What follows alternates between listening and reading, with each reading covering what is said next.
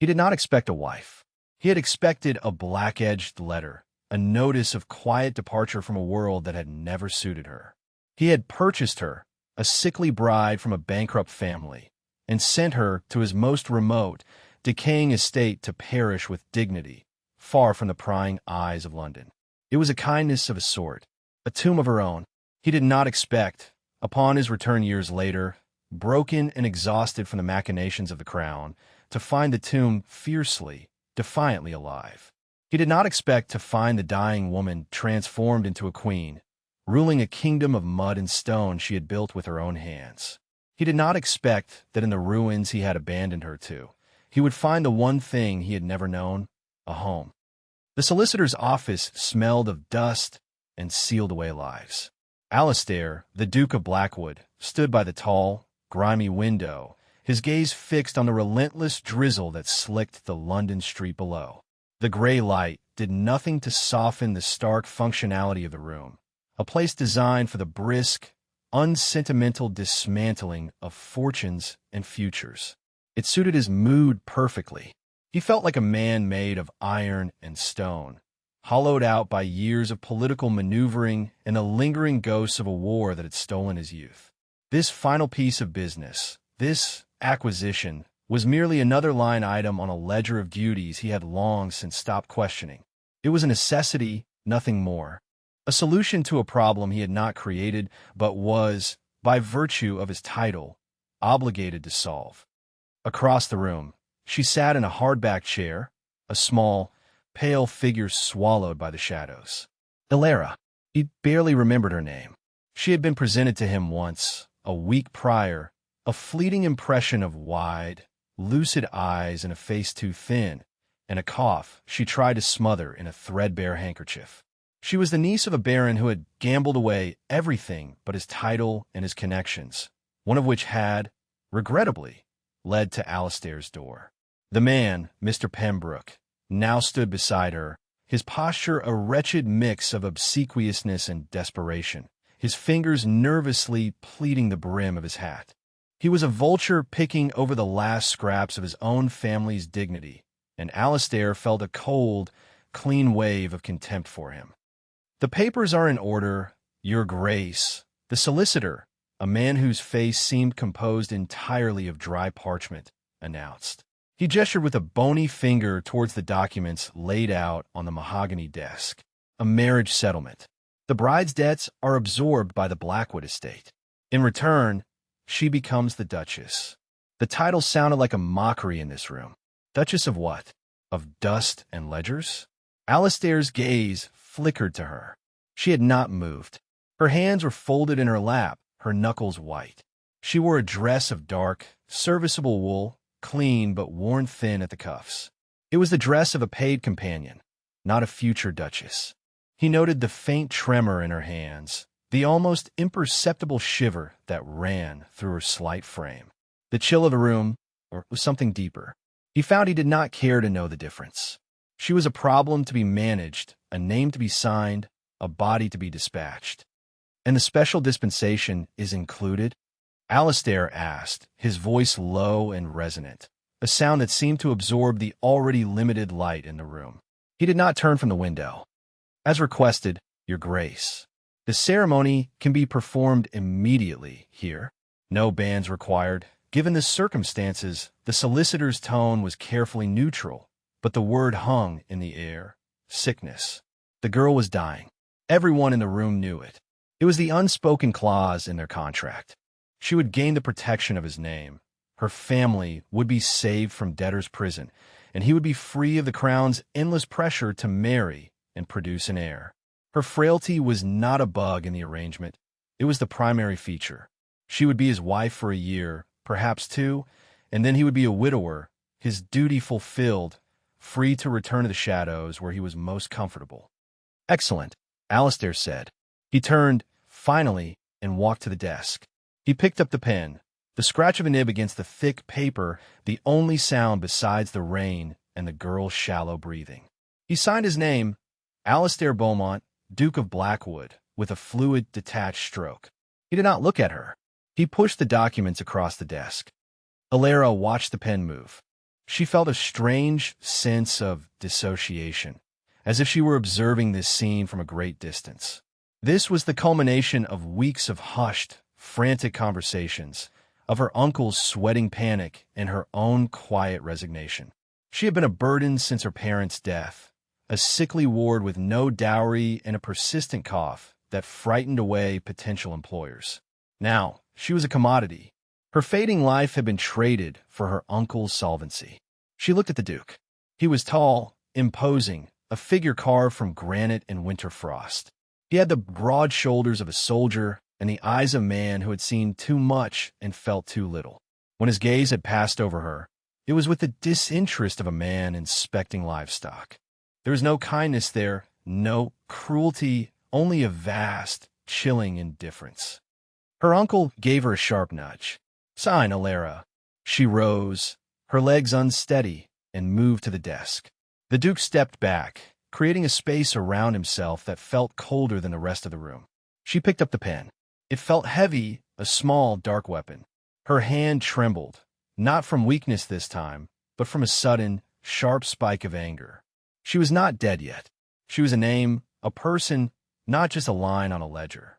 With a surge of defiant clarity, she signed her name, Alara Pembroke, her script surprisingly firm and clear. She did not yet feel like a duchess. She felt like a prisoner signing her own committal papers. The solicitor cleared his throat, gathering the papers. A priest, summoned for the occasion, stepped forward from a shadowed corner where he had been waiting like a patient crow. The ceremony was brutally short, a handful of words spoken into the stale air.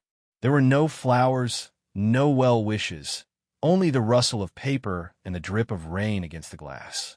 When it was done, the priest murmured a blessing that sounded more like a condolence, and then it was over. She was the Duchess of Blackwood. Alistair placed a small, heavy purse on the desk. "For your troubles, Mr. Pembroke, I trust our business is concluded." Her uncle snatched the purse with a greed that was painful to watch. "Indeed, your grace. Entirely. I wish you and Alara all the happiness." The lie was so thin it was transparent. "I require no such thing," Alistair stated, his voice flat. He turned his attention to her, his new wife. "My carriage is waiting. It will take you to Blackwood Manor." Alara met his gaze directly for the first time. She saw the exhaustion etched around his eyes, the hollowness that no title or wealth could fill. "And you, your grace?" she asked, her voice quiet but clear. "I have matters to attend to in London. The king requires my counsel." He said it, as if explaining an absence to a servant. "I will not be joining you." It was not a rejection. It was a statement of fact. She was being sent away, banished. The true nature of their bargain settled upon her, cold and heavy as a shroud. He had not bought a wife. He had bought her a place to die. "I see," she said, her voice betraying nothing of the icy dread that was beginning to seep into her bones.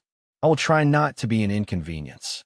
For the first time, a flicker of something, surprise, perhaps, or irritation, crossed his face. He had expected tears, or pleading, or grateful silence. He had not expected the cool, cutting edge of her response. He gave a curt, dismissive nod. "See that you do not."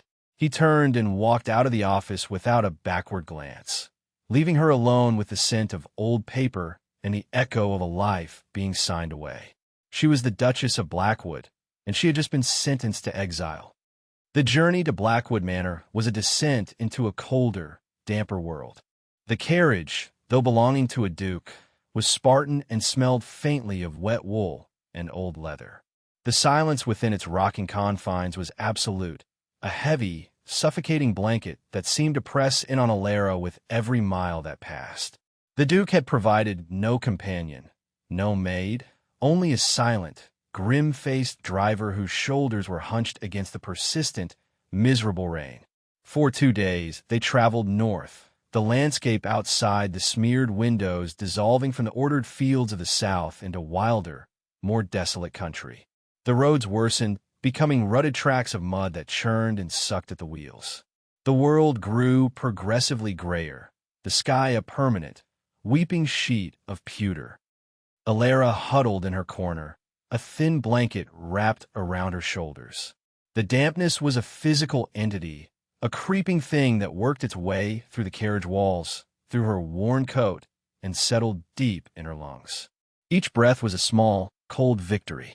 She coughed, a dry, racking sound that echoed in the enclosed space, and pressed a hand to her chest. She was not a fanciful woman, but she could not shake the feeling that she was traveling towards her own grave. The Duke's parting words, his utter lack of interest, had been clear. He was sending her to a place where she could fade away without disturbing him. Die quietly. That was the unspoken command. Alistair, for his part, had dismissed the carriage from his mind the moment it had turned the corner. His thoughts were already consumed by the intricate, venomous dance of politics. A crisis was brewing on the continent, and the king, a man of great appetites and little foresight, was leaning on Alistair's counsel more heavily than ever. The war had taught him the cost of a misplaced word or a moment of hesitation. It had forged him into a tool of the state, sharp, effective, and unfeeling. His new wife was a loose end tied up, a duty fulfilled. The estate he had sent her to, Blackwood Manor, was a place he had not seen in 15 years. It was the seat of his title, but not his home. His father had loved it, but for Alistair, it was a place of shadows and unhappy memories, a cold stone mausoleum he had been all too glad to abandon. He pictured it in his mind, crumbling, forgotten, shrouded in mist.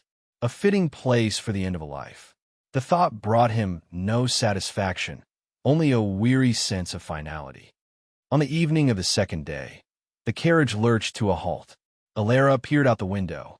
Through the deepening twilight and the ceaseless rain, she saw it. Blackwood Manor did not rise from the landscape so much as wrought within it. It was a vast, sprawling mass of blackened stone, its silhouette jagged and broken against the bruised sky. Gaping holes in the roof showed like missing teeth. Ivy, thick as a man's arm, choked the walls, its dark leaves plastered slick with rain. The gardens were a tangled, anarchic wilderness of weeds and thorns. The place was not merely neglected. It was actively decaying, being swallowed by the damp, unforgiving land. It was a tomb. The Duke had chosen well. The carriage door was pulled open. The grim-faced driver grunted, gesturing for her to get out. He pulled her single, small trunk from the back and dropped it with a thud into the mud of the driveway. There was no welcoming party, no line of servants, no light in the windows. Only the sound of the wind whistling through broken panes and the steady, mournful drip of water. The great oak doors of the manor creaked open, and a figure emerged, holding a single, sputtering candle. It was a woman, tall and severe, her face a mask of disapproval. Her gray hair was pulled into a tight, unforgiving bun, and her black dress was as stark and cheerless as the house itself. "You'll be the new one," the woman said, her voice thin and sharp as a shard of glass. It was not a question. "I am Mistress Gable, the housekeeper. His Grace sent word you were coming." Alara straightened her shoulders, pulling the thin blanket tighter. She would not let this place, or this woman, see her fear. "I'm the Duchess of Blackwood," she said, her voice small but steady in the vast, wet emptiness. Mistress Gable's lips thinned into a bloodless line. A flicker of something, contempt perhaps, showed in her eyes. "Indeed. Well, the Duke also sent word of your condition. Your rooms are prepared. This way." She turned without waiting for a reply, her candle casting long, dancing shadows that made the entrance hall look like the maw of some great beast. Alara was left standing in the rain, her trunk at her feet. The driver was already climbing back onto his seat, eager to be away. He did not look at her. He did not offer to help with the trunk. He simply cracked the whip, and the carriage groaned, its wheels churning in the mud as it began the slow turn to leave. This was it, the final act of abandonment. He had brought her to the door of her crypt and left her on the threshold. As the carriage pulled away, its receding lanterns twin sparks of dying hope in the gloom, Alara felt a profound and terrifying solitude. She stood alone in the mud and the rain, a duchess in name only, facing a house that was actively hostile and a staff that already viewed her as a ghost. For a moment, her resolve wavered. The cold was absolute, seeping into her marrow, and the sheer, oppressive misery of the place threatened to crush her. She could simply lie down in the mud and let the rain and the sickness take her. It would be easy. It was what he expected. Then she looked down at her hands, chapped and blue with cold. She remembered the dismissive flick of the Duke's gaze, the greedy glint in her uncle's eye, the housekeeper's open scorn. A spark ignited within her, a tiny, furious point of heat in the overwhelming cold. It was rage, pure, white-hot, and wonderfully clarifying. They all expected her to die. She would not give them the satisfaction. With a strength she did not know she possessed, she bent down, gripped the handles of her trunk, and dragged it out of the mud and up the stone steps. The effort sent a spasm of coughing through her, but she gritted her teeth against it. She would not die quietly. She would not die at all if she could help it. She pulled the heavy oak door open and stepped out of the rain and into the cold, dark heart of Blackwood Manor. Her war had just begun. The room they gave her was a cage of cold. It was in a cavernous, drafty wing of the house, furnished with heavy, funereal furniture shrouded in white dust cloths. A single, high window, streaked with grime, looked out onto a landscape of perpetual gray mist. The air was thick with the scent of mildew and cold ash from a fireplace that had not been lit in decades. A narrow bed had been made up with thin, damp-feeling linens. Mistress Gable had led her here, placed the candle on a rickety bedside table, and left with a final, dismissive pronouncement. The doctor will call on you in the morning. Try not to exert yourself. The unspoken sentiment was clear. Lie here and waste away as you are meant to. For days, Elara did just that. The journey had drained her, and the bone-deep chill of the house settled in her lungs, aggravating her condition. She was confined to the bed, trapped between the clammy sheets, listening to the wind moan through the eaves and the scuttling of unseen things in the walls. Her world shrank to the four walls of that room. A young, terrified-looking maid brought her thin broth and weak tea on a tray 3 times a day, setting it down and fleeing without a word. The doctor, a portly man with an air of professional gloom, came and went, patting her hand, prescribing useless herbal tinctures, and speaking to her in the overly gentle tones one uses for the terminally ill. Despair was a physical weight pressing down on her chest. The house itself seemed to be working against her, its dampness a poison, its silence a crushing burden. The Duke's indifference was a palpable presence, an architect of this cold, slow-moving doom. She was utterly alone, a forgotten pawn in a game she had never asked to play. She would cough through the night, the sound swallowed by the immense, dark house, and stare at the water stains on the ceiling, which resembled a map of a land she would never see. This was her lowest point. This was the brink of collapse, the quiet, miserable end everyone had planned for her. One morning, she awoke to the familiar sight of the gray, weeping sky. The broth on her bedside table was already cold. The damp had seeped into her bones, and a fresh wave of coughing left her breathless and weak. She lay back against the pillows, her gaze tracing the familiar path of a crack in the plaster. And in that moment, something shifted. It was not a grand epiphany, but a small, hard knot of defiance tightening in her gut. She was tired of being a patient. She was tired of being a victim. She was tired of this cold, damp room and the expectation of her own demise. She looked at the shrouded furniture, the grimy window, the unlit hearth. This was a tomb, yes, but it was her tomb, and if she was to be its sole occupant, she would not have it be so inhospitable. The anger she had felt on the doorstep, long dormant, flared back to life, white-hot and clarifying. She would not die in this bed. When the timid maid, whose name she had learned was Rose, crept in to collect the tray, Elara spoke. Her voice was weak, raspy, but it held a new, unyielding quality. "Rose." The girl jumped, startled. "Yes, Your Grace." "Move my things," Elara commanded. Rose stared, bewildered. "Move them where, Your Grace?" to a room with a fireplace that works.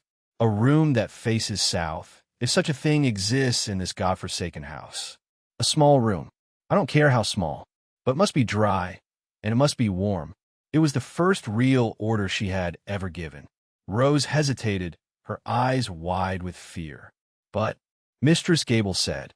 Mistress Gable is the housekeeper, Elara said, pushing herself up on her elbows. The effort made her head swim, but she ignored it. I'm a duchess. Find me a better room, or I will find myself a better maid. Now, the shift was electric. Rose, accustomed to taking orders, saw not a dying woman, but a mistress asserting her authority. She saw a flash of the steel that lay beneath the fragile exterior. With a hurried, nervous curtsy, she fled the room.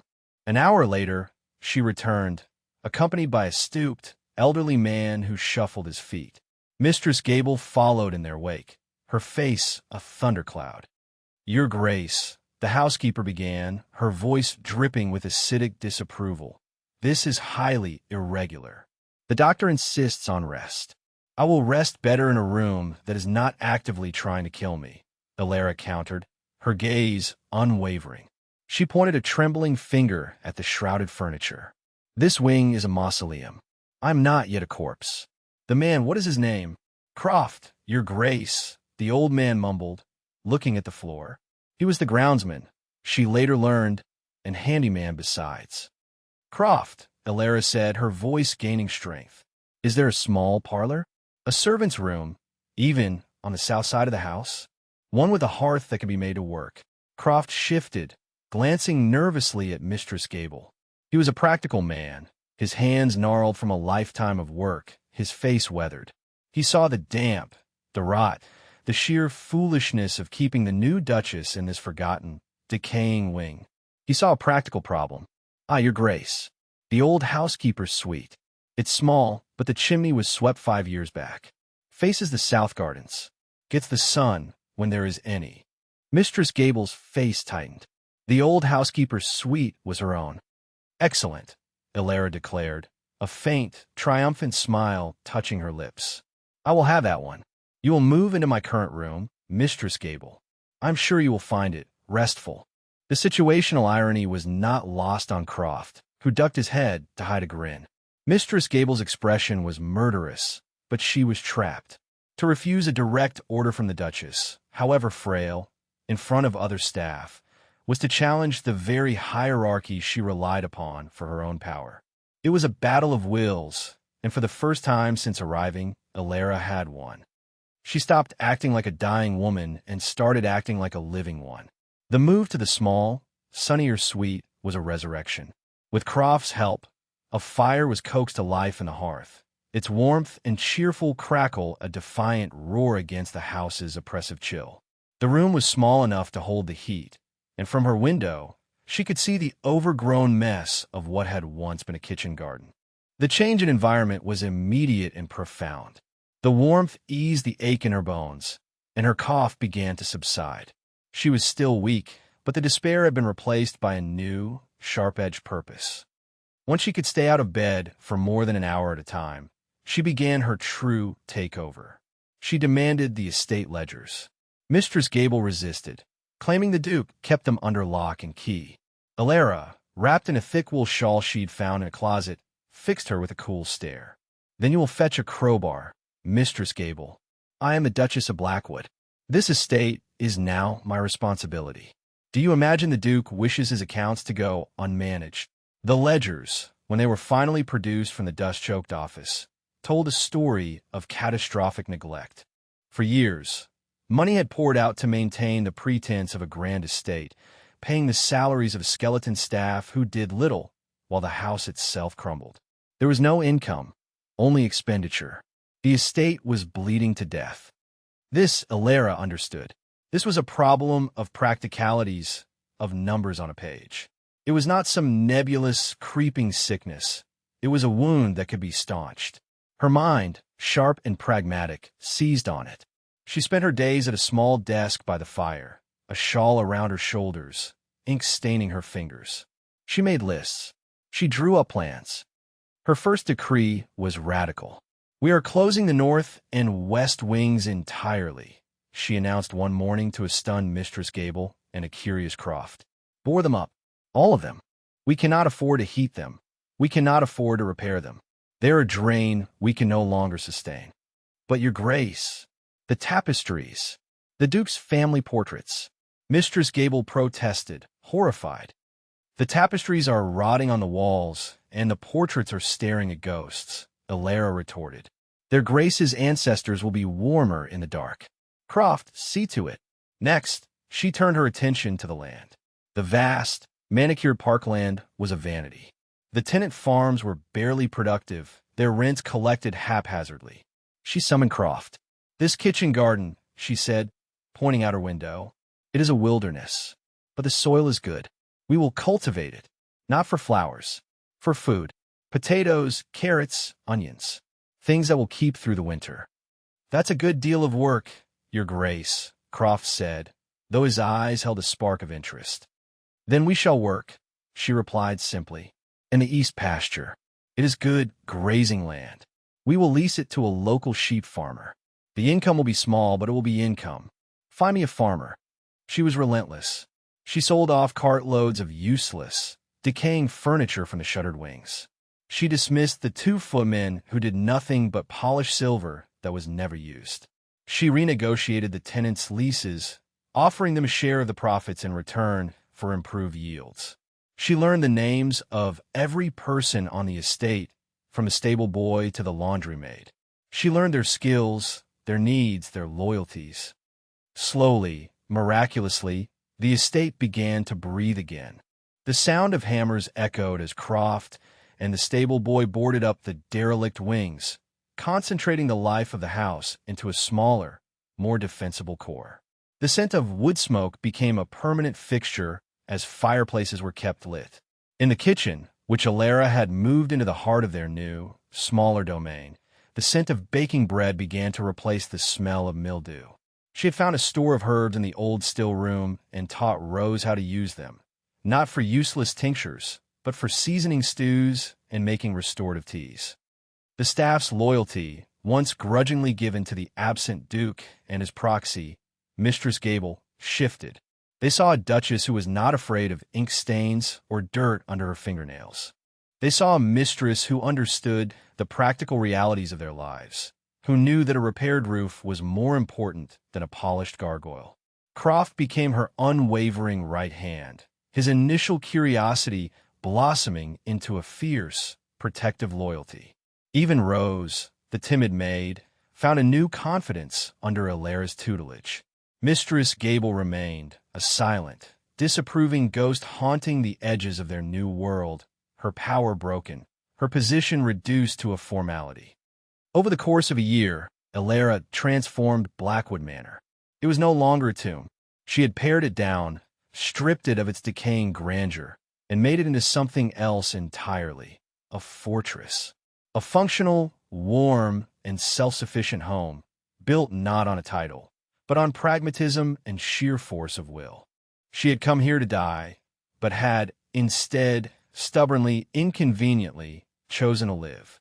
And in doing so, she had built a kingdom from the ruins. Alistair rode north with the weariness of a man who had been fighting a losing battle for too long. The political crisis on the continent had been averted, but at a cost. It had been a dirty, brutal affair of threats and backroom deals, leaving him feeling hollowed out and disgusted. The king had been effusive in his praise, but it felt like ashes in his mouth. London, with its endless intrigues and grasping sycophants, had become unbearable. He craved silence. He craved an ending. He rode for Blackwood, the name a half-forgotten whisper in his mind. He was not going home. He did not have one. He was going to a place of quiet decay, a place to lick his wounds in solitude. He had a vague, unsettling memory of the wife he had sent there. Alara. He presumed she was dead. There had been no black-edged letter, but he had left instructions with his solicitor that he was not to be bothered with such trivialities. He expected to find a new grave in the crumbling family chapel. He expected to find the house in its final stages of collapse. He was seeking a tomb, and he assumed the one he had provided for his Duchess would be large enough for him as well. The journey was a mirror of the one she had taken 2 years prior. Only the mud seemed deeper, the rain more persistent. As he neared his own lands, however, the first dissonance struck him. He reached the estate's boundary, marked by a long, low stone wall. He remembered it as being breached in a dozen places, choked with briars. Now, the gaps were filled with new, clean stone. The briars had been cut back. It was a small thing, but it was wrong. He rode on, his brow furrowed. He came to the main gates.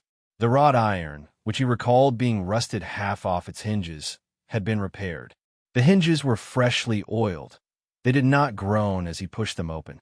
The drive beyond, once a treacherous bog, was now firm, laid with fresh gravel that crunched under his horse's hooves.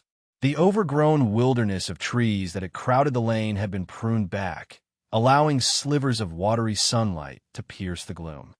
Alistair slowed his horse to a walk, a deep sense of unease settling over him. This was not the landscape of decay he had anticipated. This was a place that was being managed, cared for. He rounded the final bend in the drive, and the house came into view. The shock was profound. It was the same gargantuan, Gothic structure, but it was altered in a way he could not immediately comprehend. The north and west wings were dark, their windows boarded up like blind eyes. They looked dormant, intentionally sealed, not randomly collapsed. But the central block and the south wing were fiercely alive.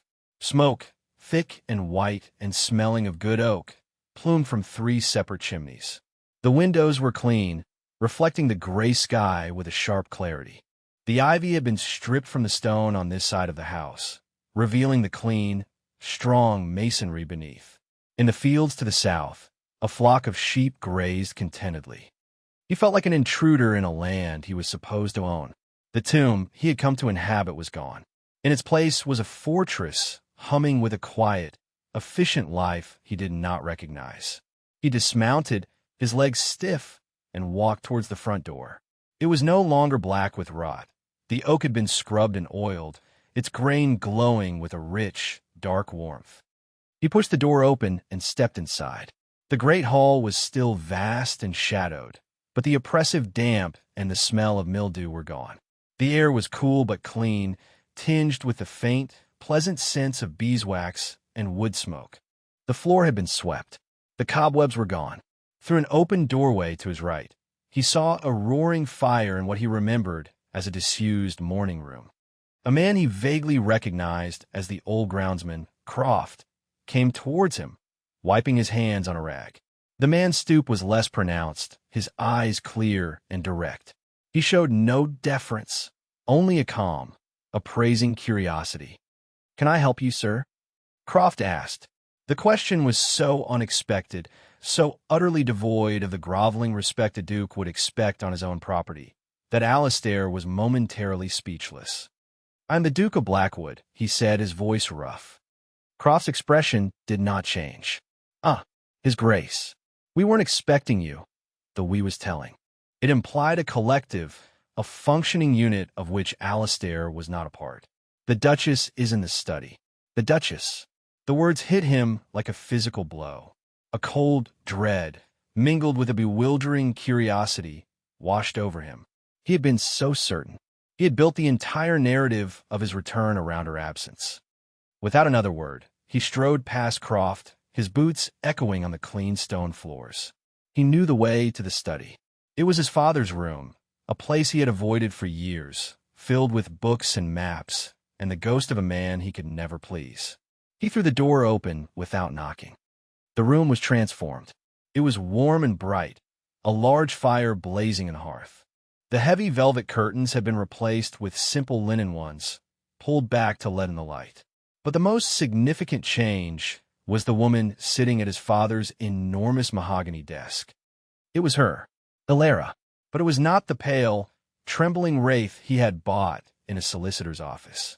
This woman was still slender, still pale, but she radiated an energy that was nothing short of magnificent. Her hair was pinned up simply, with loose strands escaping around her face. She wore a plain, dark dress, its cuffs stained with ink. Her brow was furrowed in concentration as she reviewed a ledger spread before her, one finger tracing a line of figures. She was surrounded by stacks of papers, maps, and account books. She was not a guest in this room. She was its commander. The desk was not a prop. It was her throne. She looked up as he entered, her lucid eyes widening for a fraction of a second in surprise. Then her expression settled into a cool, unreadable mask. She did not rise. She did not curtsy. She simply watched him, the pen still poised in her hand. Alistair stood in the doorway, dripping rainwater onto her clean floor, the silence stretching between them. He took in the ink on her fingers, the confident set of her shoulders, the sheer, unbelievable fact of her existence. He felt a disorienting mix of fury, astonishment, and something else he could not name. He had come here seeking a quiet end, and instead he had found a revolution. All the carefully constructed phrases, the ducal pronouncements he might have made, evaporated. He was left with the one raw, blunt, accusatory fact that dominated his thoughts. "You're alive," he said. His voice was a low growl. Alara met his stormy gaze without flinching. She set her pen down with deliberate care. A faint, ironic smile touched the corners of her mouth. "I apologize for the inconvenience." The words, delivered with a cool, sharp wit, were a declaration of war. He was not the master returning to his castle. He was an intruder, an inconvenience. And in that moment, Alistair knew that the quiet solitude he had sought was a fantasy. He had come home to find his house occupied by a foreign power, and he had a feeling she would not be surrendering it without a fight. The confrontation hung in the air, thick and charged. Alistair took a step into the room, his presence seeming to suck the warmth from the fire.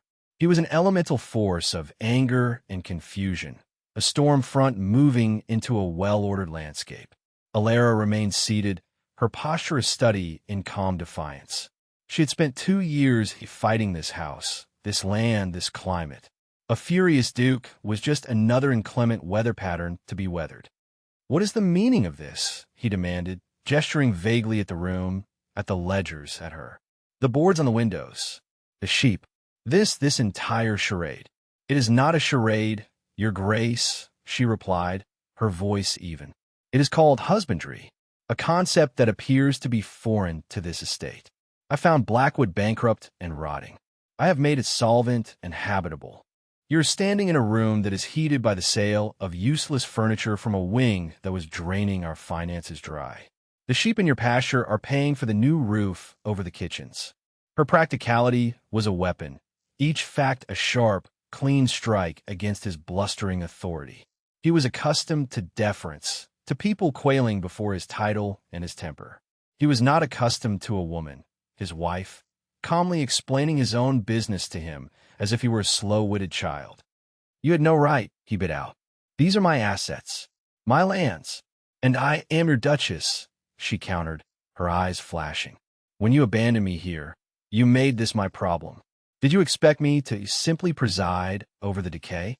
To sit in a damp room and cough myself into a grave while the last of your family's fortune seeped into the mud? I assure you, I'm not nearly so poetic." The sheer audacity of her words left him momentarily stunned. She was twisting his own neglect into a justification for her usurpation. And the most infuriating part was, she was right. He had left her here to die. He had washed his hands of her in this place. He had no right to be outraged that she had failed to cooperate with his plans for her demise. A power struggle began immediately, subtle and absolute. Later that day, seeking to reassert his control, Alistair gave an order to the stable boy to saddle his horse. The boy looked at him, then glanced instinctively towards the house, towards the study window where Alara worked. "I'll have to ask the Duchess, Your Grace. She has the horses on a strict feed schedule." Alistair's jaw tightened. He went to the kitchen, a domain he had never once set foot in. It was warm and bustling, a far cry from the cold, dead space he remembered. He demanded a bottle of his father's best brandy from a flustered-looking Rose. I don't know, Your Grace," the girl stammered. The Duchess keeps the key to the cellars. She said the fine wines are an asset, not for casual consumption. Everywhere he turned, he encountered her influence, her rules, her systems. The house ran not on his authority, but on hers. The staff were polite, but their loyalty was not to him. He was a stranger here, a figurehead from a forgotten era. The true ruler of Blackwood was the ink-stained woman in his study. He felt a surge of impotent fury. He was the Duke of Blackwood, a man who commanded the ear of the king. Yet in his own home, he could not get a glass of brandy without permission. The situational irony was galling. He stormed back to the study. She was still there, the light from the window fading as dusk approached. She did not look up when he entered. "This will not stand," he said, his voice low and dangerous. "This is my house." "It is a house you did not want," she said quietly, still not looking at him. She dipped her pen in the inkwell. "A wife you did not want. A responsibility you cast off. I have merely been tending to what you discarded. If my survival is an affront to you, I cannot help that." He stood there for a long time, watching her. He watched the steady, deliberate movement of her hand across the page. He watched the firelight flicker on her focused face. He had come here for silence and solitude, an escape from the world of struggles and sharp-witted opponents. Instead, he had found the most formidable opponent of his life sitting at his own desk. He had expected a ghost and found a general. He turned and left the room, the scent of wood smoke and old paper following him, the quiet scratch of her pen a declaration of her victory. The days that followed were a cold war fought in the corridors of the house. Alistair stalked the grounds, a thunderous presence, scrutinizing the repairs, the neatly tended gardens, the pruned orchards. He was looking for flaws, for some mistake he could use to undermine her. But he found none. Croft, when questioned, would answer with a simple, unassailable logic that Alistair recognized, with a jolt as hers. "The Duchess had us use the stone from the collapsed east wall to mend the lane, Your Grace. It saves the cost of quarrying, or, Her Grace said there's no sense in reshoeing the carriage horses until spring. They're not going anywhere in this mud." He was an intruder in a well-oiled machine of her creation. He ate the simple, hearty food she had decreed for the household. Thick stews, fresh bread, roasted vegetables from the garden he had seen her tending herself, her skirts hitched up, her hands deep in the dark soil. The food was nourishing, sensible. It was a reflection of her. He slept in his old room, which had been cleaned and aired, a fire laid in the grate each evening by a servant who clearly took his orders from the Duchess. He was being cared for with an impersonal efficiency that he found both comforting and deeply unsettling. He watched her. He found himself drawn to the study, standing in the doorway, observing her as she worked. She rarely acknowledged his presence. She would sit for hours, poring over the ledgers, her brow furrowed in concentration. She was wrestling a century of aristocratic waste into submission, and she was winning. He saw the toll it took on her. There were dark circles under her eyes. Her slender frame seemed to carry a weight far greater than her physical body. She still had a cough, a quiet, dry sound she would try to suppress when she thought he was not there. A grudging respect began to take root in the barren ground of his anger. She was a survivor. More than that, she was a builder. She had taken the ruin he had given her and forged it into something strong and vital. He had underestimated her completely. He had seen a fragile bird with a broken wing. He had failed to see the iron in her bones. The winter arrived with a sudden, brutal ferocity. A storm blew in from the north, trapping the estate in a world of swirling snow and screaming wind. For days, the world outside the windows was a white chaos. The house, which had felt like a fortress, now felt like a ship in a storm-tossed sea. The wind howled in the chimneys and rattled the boards on the sealed-off wings. The cold was a physical beast clawing at the stone walls. It was this relentless cold, this final assault from the elements she had fought for so long, that finally broke her. Alistair had been in the small library, staring into the fire, lost in a morass of his own thoughts, when Rose burst in, her face pale with panic. "Your Grace, it's the Duchess." She's collapsed. Alistair was on his feet in an instant, a cold, sharp dread piercing the fog of his resentment. He followed the frantic maid back to the study. The room was cold. The fire had burned down to embers. Alara lay on the floor beside her desk, a scattered sheaf of papers around her like fallen leaves.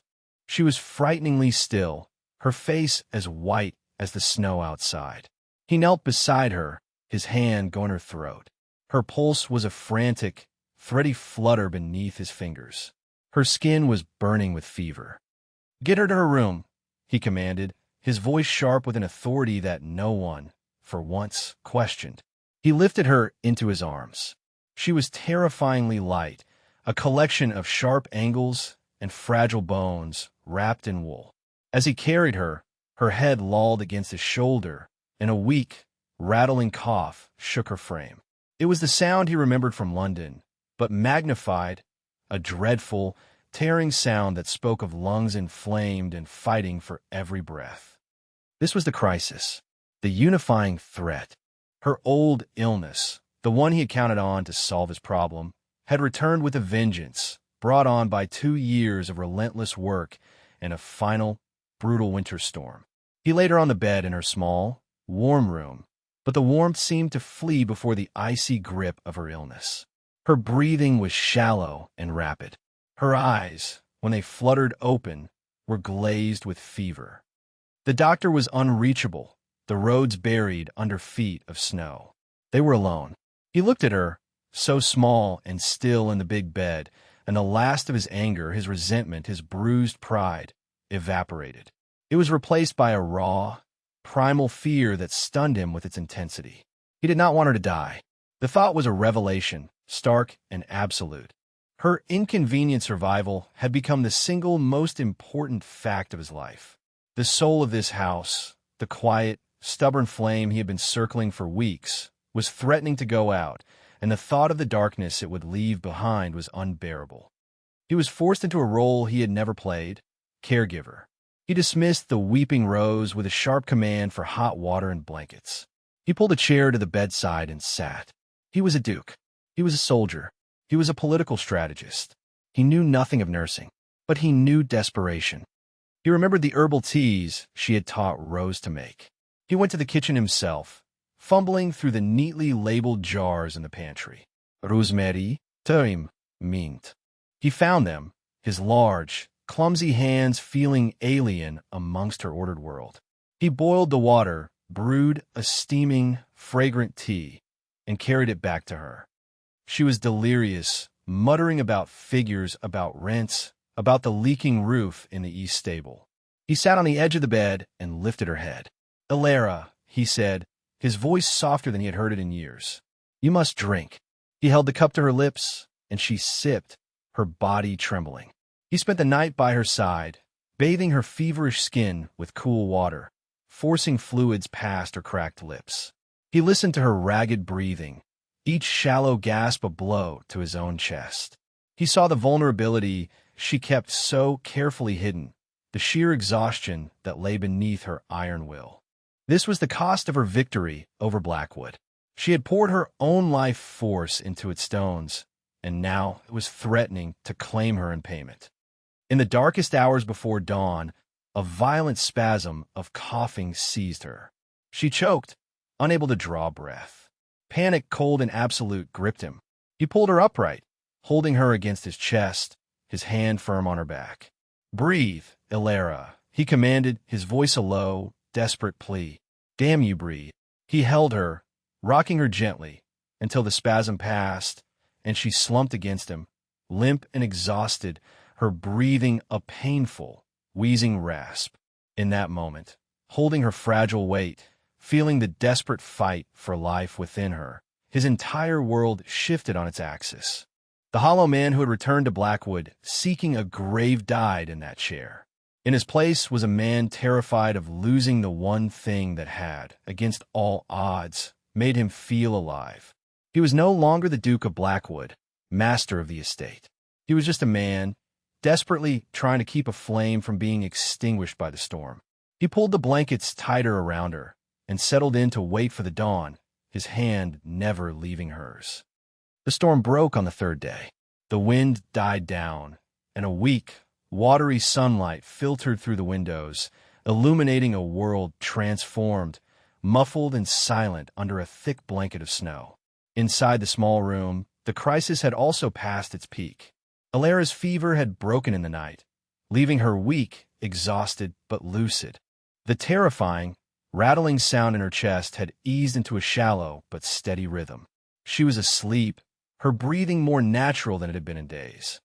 Alistair sat in the chair by her bed, unshaven, his clothes rumpled, his eyes burning from lack of sleep. He had not left her side. He had been a constant, silent presence, changing the cool cloths on her forehead, coaxing sips of broth and tea past her lips, his large hands surprisingly gentle. He had watched the subtle shift in her breathing, the slow retreat of the fever, with an intensity he normally reserved for battlefield maps. He felt a profound, bone-deep exhaustion, but it was overlaid with an equally profound relief. The quiet aftermath settled upon them. The house was hushed, the snow outside dampening all sound. It was an intimate, shared space, this sick room, a world reduced to the crackle of the fire, the scent of herbs, and the soft sound of breathing. Alara stirred, her eyelids fluttering open. Her gaze, clear and free of fever for the first time, found his. She looked at him, taking in his disheveled appearance, the dark stubble on his jaw, the weariness in his eyes. "You look terrible," she whispered, her voice a dry rasp. Alistair felt the corner of his mouth twitch, the first hint of a genuine smile in years. The dry humor, the cynical understatement, was so quintessentially her. It was the surest sign of her recovery. "I feel it," he admitted. He rose and walked to the small table where a tray sat. He had become intimately familiar with her kitchen, with her routines. He poured a cup of lukewarm tea, his movements slow and deliberate. It was a simple act of care, making tea, but for him, it felt monumental. It was an act devoid of duty or strategy. It was simply a thing one person did for another. He brought it to her, helping her sit up against the pillows. Her weakness was palpable. The effort left her breathless. She took the cup in trembling hands, her fingers brushing against his. The contact was brief, but it sent a jolt through him, a current of warmth and connection that felt utterly foreign. He sat on the edge of her bed, the silence between them no longer a weapon or a void, but something comfortable, shared. "The accounts," she murmured, her gaze drifting towards the door as if she could see her desk. "The winter planting schedules, they'll be a mess." It was a confession of failure, an admission that her strength had its limits. He had expected this. He had expected her to immediately try to resume her command. But instead of the pity or condescension she might have anticipated, he responded with the one thing she understood: pragmatism. "The accounts can wait," he said, his voice calm and steady. "And I believe even you cannot plant anything in 3 feet of snow. The world will not end if you rest, Alara." He used her name. Not Duchess, not you, Alara. It sounded different in his mouth, softer, more personal. She looked at him, surprised, and saw not the cold, dismissive Duke, but the man who had held her through a fevered night, the man who now sat on her bed looking as if he, too, had been through a battle. "I'm not accustomed to resting," she confessed, looking down into her cup. It was the closest she could come to admitting her fear, her obsessive need to keep working, to keep fighting, lest the entire fortress she had built come crashing down. "Then you will have to learn," he said simply. "I will manage things." A flicker of her old defiance returned. "You?" The skepticism was plain in her voice. He did not take offense. He understood it. "I am not a complete fool," he said, a hint of dry humor in his own tone now. "I can read a ledger." And Croft seems to have a firm grasp of the practicalities. "The estate will survive your convalescence," he paused, then made a confession of his own, a confession of a weakness she would never have expected. "I cannot, however, seem to figure out your system for organizing the seed packets. It is formidable." She let out a weak laugh, which turned into a cough. He was instantly at her side, his hand on her back, steadying her. When the cough subsided, She was leaning against him slightly, and for a moment, neither of them moved. The physical contact was not romantic. It was grounding, anchoring. It was the touch of two survivors after a long siege. In the days that followed, a new dynamic formed. A partnership. As she regained her strength, he brought the ledgers to her room. They would work together, him sitting in the chair, her propped up against the pillows. He would read out figures, and she would direct him, her mind as sharp as ever even if her body was weak. He discovered she had a brilliant head for numbers and a ruthless pragmatism that he, as a strategist, could appreciate. She discovered he was not just an arrogant nobleman, but a man with a quick, analytical mind who, once he applied himself, could grasp the intricate details of her system. They worked on a practical task together, the finances of the estate, and in doing so, they began to truly see each other. He saw the fierce intelligence and unwavering will that had performed a miracle here. She saw the capable, focused man beneath the layers of cold detachment and duty. The silence between them transformed. It was no longer the tense, angry silence of their first days together. It became a comfortable quiet, filled with the rustle of paper, the scratch of a pen, and the crackle of the fire. They would work for an hour, then sit without speaking, watching the snow melt outside, each lost in their own thoughts, yet deeply aware of the other's presence. One afternoon, he was reviewing a map of the tenant farms, a furrow in his brow. "Miller's farm," he said. "The yield is half of what it should be, even with your new terms." "The soil is poor on the west field," she replied from the bed. "It needs lime, and Miller is getting old. His son has no interest in farming. We should evict him," Alistair said, the old, ruthless pragmatism surfacing. "No," Alaris said firmly. "His family has worked that land for 100 years. We will pension him, and we will turn the west field back to pasture for another 5 years to let it recover. It will cost us in the short term, but it is the right thing to do for the land." Alistair looked at her. She was not just managing finances, she was nurturing a community. She was thinking not just of this year's profit, but of the health of the estate for decades to come. He had thought in terms of assets and losses. She thought in terms of roots and legacy. He slowly nodded, making a note on the ledger. "As you say, Duchess." She smiled, a small, genuine smile that reached her eyes. "You are learning, Your Grace." In that quiet room, surrounded by the detritus of their shared work, a truce was signed. More than a truce, it was the beginning of an alliance. They had survived a crisis together, and in the quiet aftermath, they had found not just grudging respect, but the foundation of a true partnership. The fortress of Blackwood now had two defenders. Spring arrived tentatively at first, then with a rush of defiant green. The last of the snow melted away, revealing the dark, rich soil, and the estate stirred with a renewed sense of life. Alara, though still more slender and pale than she ought to be, had regained her strength. She left the sick room behind and resumed her place in the study, but now the room felt different. It was no longer just her command center. It was a shared space. Alistair did not retreat to another part of the house.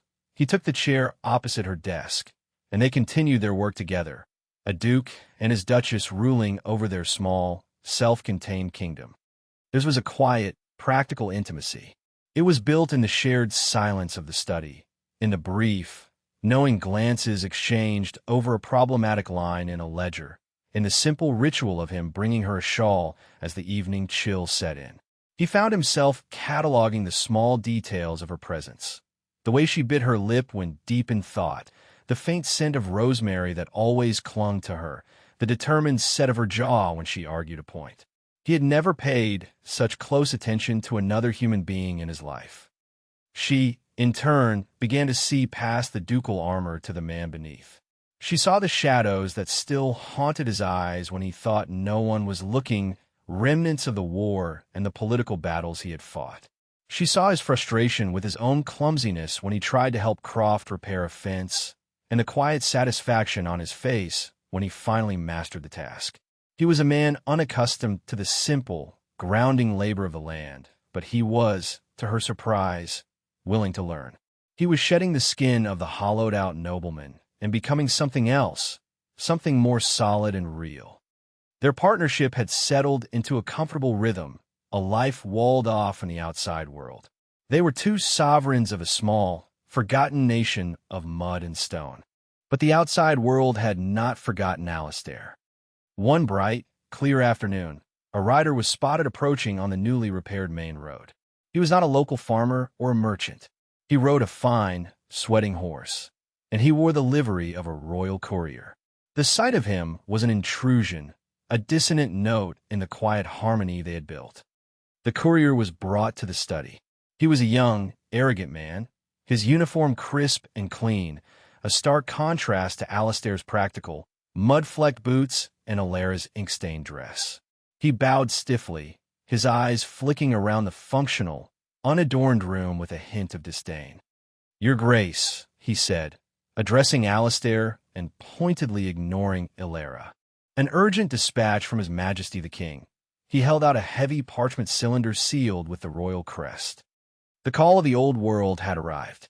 Alara felt an immediate, visceral clench of her stomach. The fragile peace of their fortress was about to be shattered. She watched Alistair take the dispatch, his face becoming a remote, unreadable mask. It was the face of the Duke of Blackwood, the king's advisor, the man she had met in the solicitor's office, the man who had abandoned her. Her defensive walls, so recently lowered, slammed back into place. She immediately assumed he would leave. Of course he would leave. This quiet life of ledgers and leaky roofs was an interlude, an aberration. His real life, his duty, was in London, in a world of power and intrigue represented by that wax seal. She felt a cold, familiar ache of resignation. She had been a fool to think this could last. She stood up, smoothing down her dress, her movements becoming formal and precise. She was once again the cast-off duchess, the temporary caretaker. "If you will excuse me, Your Grace," she said, her voice cool and formal, "I will leave you to your correspondence. I have matters to attend to in the kitchens." She turned to leave, to retreat to the safety of her practical domain, to put distance between herself and the inevitable disappointment. "Stay," Alistair said. The single word stopped her in her tracks. It was not a request. It was a quiet command, but it held a new weight, an unfamiliar resonance. She hesitated, her back still to him. He broke the royal seal, his movements unhurried. He unrolled the parchment and read. The courier stood by, puffed with self-importance. Alara remained frozen, waiting for the blow to fall. She could feel the pull of London, of the king, of his entire former life, reaching across the miles and into this room. It was a force she could not fight. Alistair read the dispatch in silence. His expression did not change. When he was finished, he let the parchment roll itself back up. He looked not at the courier, but at Alara's rigid back. He saw her defensiveness, her expectation of abandonment. He saw the fortress she was rebuilding around herself, and he understood that this was the decisive moment. He could be the Duke of Blackwood, or he could be the man who had held her through a fever and learned the names of her herbs. He could not be both. He walked slowly to the fireplace, where a low fire burned against the afternoon chill. The courier watched him, a frown of confusion on his face. "Your Grace?" the courier prompted. "His Majesty awaits your reply." Alistair looked at the dispatch in his hand. It was a summons, a new political fire to be put out, a new demand on his time, his soul. It was a summons back to a life that had hollowed him out, a world of gilded cages and bloodless transactions. Then he looked at Alara. He looked at her ink-stained fingers and the proud, vulnerable line of her shoulders. He looked at the house she had saved, the home she had built from his ruin. He had come here seeking a tomb, and he had found a life. He had come here seeking an ending, and he had found a beginning. His duty was no longer to a fickle king or a corrupt court. In a single, symbolic act of rejection, he tossed the royal dispatch into the fire. The courier gasped, his jaw dropping in horrified disbelief. "Your Grace, that is a command from a king." The parchment curled, blackened, and was consumed by the flames. The royal seal melted into a shapeless red tear before vanishing. "The king has other men," Alistair said, his voice quiet but absolute. He turned to face the stunned courier. "My duty is no longer to the crown." He then turned his gaze to Alara, who had finally turned to face him, her eyes wide with a mixture of shock and dawning hope. He walked towards her, closing the space between them until he was standing directly in front of her. He reached out and took her hands, his grip firm and grounding. He looked into her eyes, and for the first time, she saw him completely stripped of his ducal armor. She saw the man vulnerable and certain. He made his declaration, not in a grand, sweeping statement, but in a low, simple, profound truth. "My duty is here now," he squeezed her hands. "You are my home, Alara." The words landed in the center of her soul, dismantling the last of her defenses. He was not leaving. He was choosing this. He was choosing her. He was rejecting the world that had made him and embracing the one they had made together. The fight she had been bracing for was over. He had surrendered, not to her but to them. For the first time since he had met her, Alara's magnificent composure broke. The tears she had never shed, not in the solicitor's office, not in the cold, damp room, not even in the depths of her illness, welled up in her eyes and traced silent paths down her cheeks. It was not a sign of weakness, but of a final, shuddering release. The pragmatic survivor, the queen of ruins, finally allowed herself to be vulnerable. She did not pull away. Instead, she leaned forward, resting her forehead against his chest, her hands still enclosed in his. He wrapped his arms around her, holding her tightly, a permanent fixture against the coming night, against the world outside, against any storm that might dare to challenge their fortress. The courier, forgotten and irrelevant, backed out of the room, his mind struggling to comprehend the act of treason he had just witnessed. He did not understand that he had not seen a duke defy a king. He had seen a man choose his home. Alistair held Alara, breathing in the scent of rosemary and wood smoke, feeling the steady beat of her heart against his. He looked over her head, out the window, at the greening fields of Blackwood. The house around them was no longer a tomb or a fortress. It was a living thing, breathing with the warmth of their shared life. It was fiercely alive, and in her arms, for the first time in his memory, he was completely whole. The winter was over. They were home.